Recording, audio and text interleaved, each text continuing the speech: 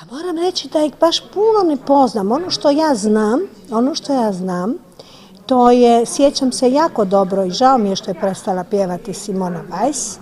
Je bila jedna jako zgodna, onak nježna žena, lijepa. Lijepo je imala svoje krasne šove, sjećam se, ja sam bila često dijelom njenih šova. Pa onda imam recimo meni izuzetno dragu Nušu Derendu, jedna izuzetno draga cura.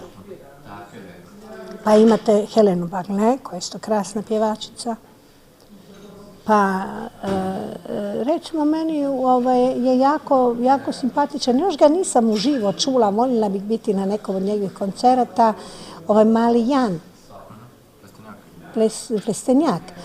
Možda ga više ga volim kroz njegovu majku, koja je slikarica krasna i koja je napravila 2 portreta. Napravila je portret mog sina kad je imao svega 6 godina i napravila je moj portret 92. godine, dakle ratne godine.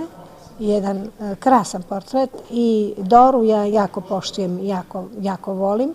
I kroz nju naravno i malog Jana i želim mu puno uspjeha od srca. Volim bih jednom biti na njegovom koncertu da ga doživim.